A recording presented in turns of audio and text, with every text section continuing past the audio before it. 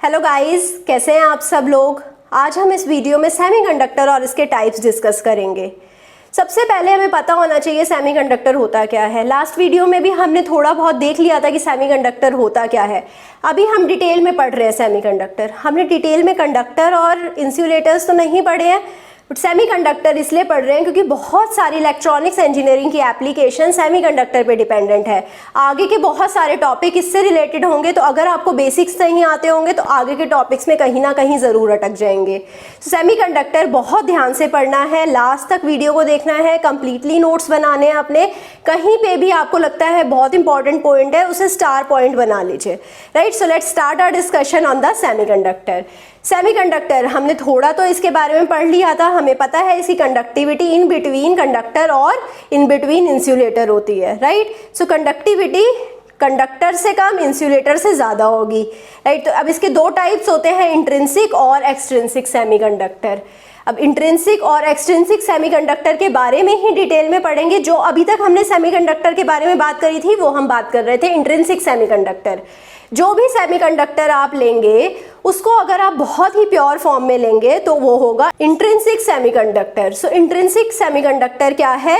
The extremely pure form of semiconductor. Semiconductor किस material से बनते थे? या तो जर्मेनियम से या सिलिकॉन से। जर्मेनियम सिलिकॉन के अलावा भी ग्रुप 3 और ग्रुप 5 के एलॉय से बन सकते हैं, लाइक इंडियम फॉस्फाइड। ये भी एक सेमीकंडक्टर है।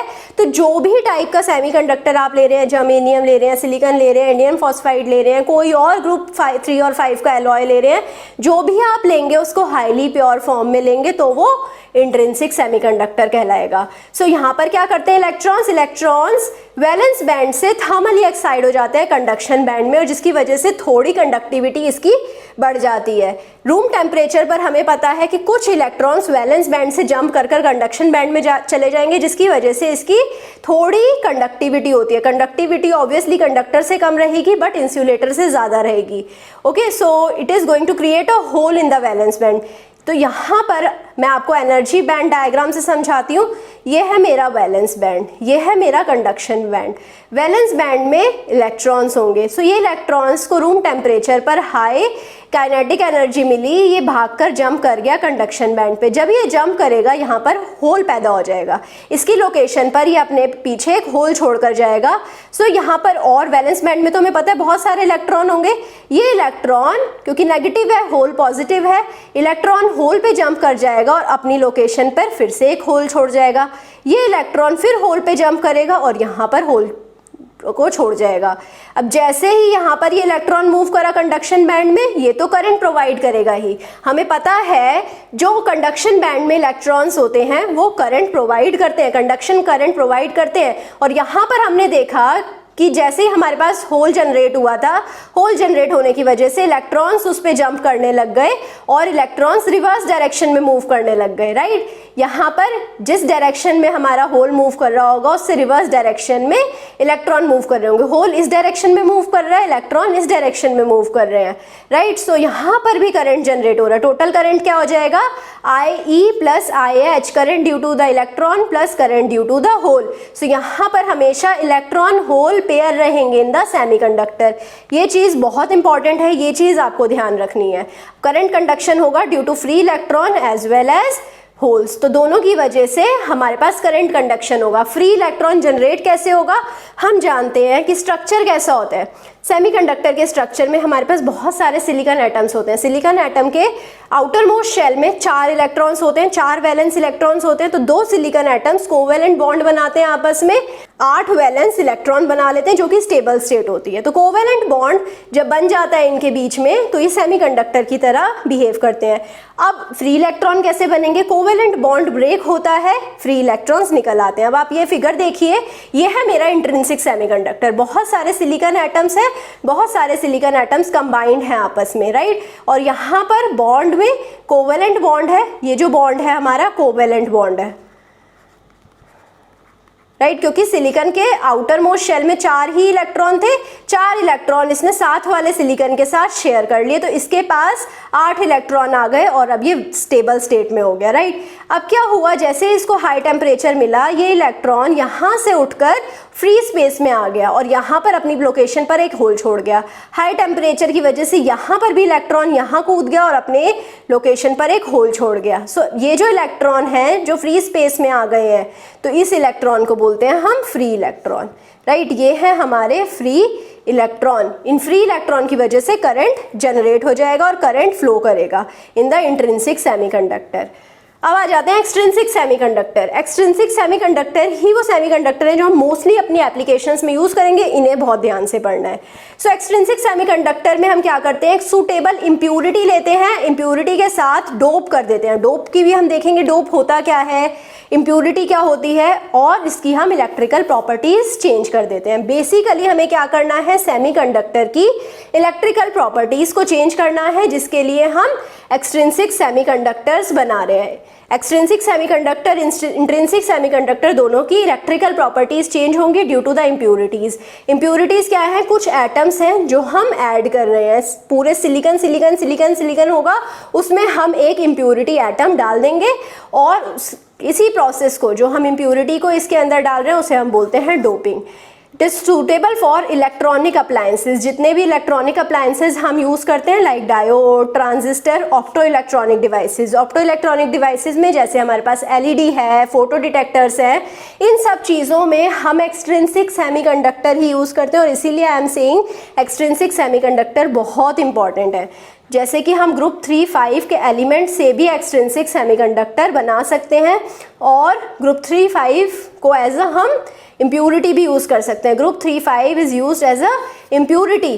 3-5 से हमने इंट्रिंसिक सेमीकंडक्टर भी बनाया था, इसे हम एज अ इम्प्यूरिटी भी यूज़ करेंगे। अब डोपिंग क्या है, doping is the process of adding impurity in the intrinsic semiconductor. जैसे ही इंट्रिंसिक सेमीकंडक्टर में इम्प्यूरिटी डालेंगे, उस प्रोसेस को डोपिंग बोलेंगे।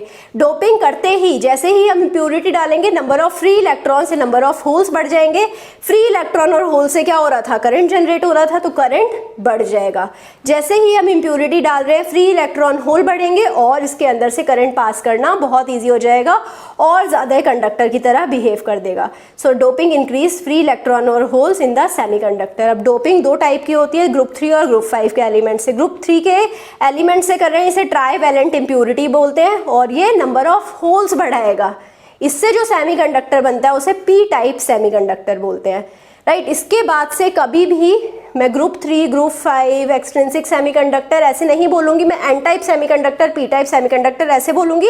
आपको याद रखना होगा कि एन टाइप सेमीकंडक्टर में ग्रुप 5 की इम्प्यूरिटी है और पी टाइप सेमीकंडक्टर में ग्रुप 3 एलिमेंट की इम्प्यूरिटी है। सो पेंटावैलेंट इम्प्यूरिटी रहेगी। पेंटावैलेंट इम्प्यूरिटी मतलब ग्रुप 5 एलिमेंट की इम्प्यूरिटी रहेगी, तो ये नंबर ऑफ फ्री इलेक्ट्रॉन्स बढ़ा देगी, जिसे हम एन टाइप सेमीकंडक्टर बोलते हैं। अब क्या पता लगा हमें, एन टाइप सेमीकंडक्टर में फ्री इलेक्ट्रॉन ज़्यादा है, पी टाइप सेमीकंडक्टर में फ्री होल्स ज़्यादा है। अब इसे डिटेल में समझते हैं कैसे। सो एन टाइप सेमीकंडक्टर में क्या होता है, पेंटावैलेंट इम्प्यूरिटी होती है into the pure semiconductor. Pentavalent impurity को हम ऐड कर देते हैं प्योर सेमीकंडक्टर के अंदर, तो जिसकी वजह से नंबर ऑफ फ्री इलेक्ट्रॉन्स बढ़ जाते हैं। पेंटावैलेंट इम्प्यूरिटी है कौन कौन सी, आर्सेनिक, एंटीमनी, बिस्मथ, फॉस्फोरस। तो ये सब जो ग्रुप 5 के एलिमेंट्स हैं बेसिकली, इनको हम पेंटावैलेंट इम्प्यूरिटी बोल रहे हैं। यहाँ पर डोनर इम्प्यूरिटी कहलाती है क्योंकि ये फ्री इलेक्ट्रॉन को डोनेट कर रहा है। ये वाली इम्प्यूरिटी डोनर इम्प्यूरिटी बोलेंगे इसे। तो इलेक्ट्रॉन्स इस केस में मेजॉरिटी चार्ज कैरियर है, क्योंकि एन टाइप में मोस्टली हमारे पास फ्री इलेक्ट्रॉन रहेंगे, इलेक्ट्रॉन से ही मेजॉरिटी ऑफ चार्ज फ्लो हो रहा है। होल्स माइनॉरिटी चार्ज कैरियर्स हैं। अब आ जाते हैं इसके स्ट्रक्चर पे। You can see the structure of extrinsic semiconductor in which we have taken N type semiconductor. ये स्ट्रक्चर है, सारे सिलिकॉन एटम्स हैं, एक हमारे पास आर्सेनिक एटम है जो कि हमारे पास पेंटावैलेंट एटम है। पेंटावैलेंट एटम मतलब इसके आउटर शेल में 5 इलेक्ट्रॉन्स हैं। आउटर शेल में 5 इलेक्ट्रॉन्स हैं, 4 तो जाकर कोवेलेंट बॉन्ड बना देंगे सिलिकॉन के साथ। तो ये अगर आर्सेनिक है, ये वाला इलेक्ट्रॉन, ये वाला इलेक्ट्रॉन, ये वाला इलेक्ट्रॉन और ये वाला इलेक्ट्रॉन, ये 4 इलेक्ट्रॉन तो आर्सेनिक के कोवेलेंट बॉन्ड बनाने में यूज हो गए।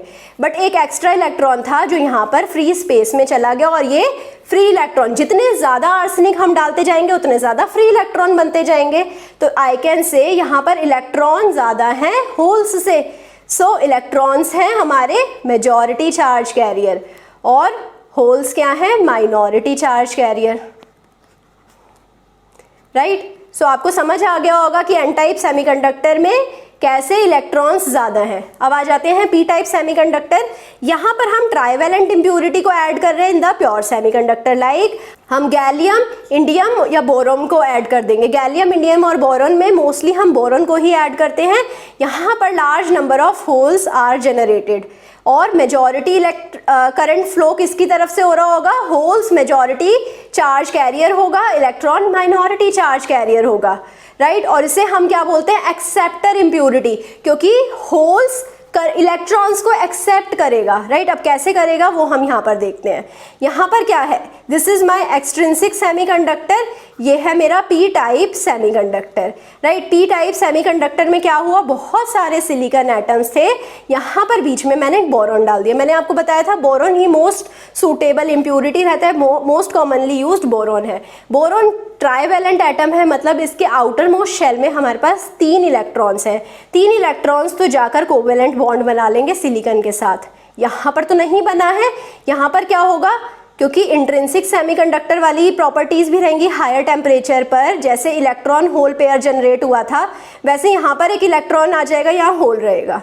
ठीक है, हायर टेम्परेचर है, रूम टेम्परेचर पर इलेक्ट्रॉन्स तो यहाँ पर गैप में आएगा ही। अब ये इलेक्ट्रॉन क्या करेगा, ये देखेगा कि यहाँ पर होल है, ये यहाँ पर चला जाएगा। ठीक है, अब ये होल दूसरे इलेक्ट्रॉन को अट्रैक्ट कर देगा अपनी तरफ। तो जैसे लेट सपोज इस होल ने इस इलेक्ट्रॉन को अट्रैक्ट करा, यहाँ पर होल बन गया। इस होल ने इस इलेक्ट्रॉन को अट्रैक्ट करा, यहाँ पर होल बन गया।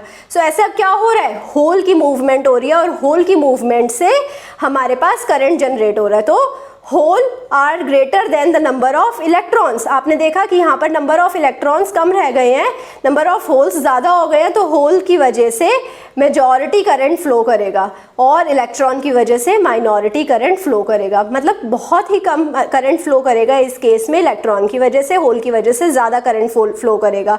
जितने ज़्यादा बोरॉन एटम डालेंगे उतने ज़्यादा नंबर ऑफ होल्स क्रिएट हो जाएंगे।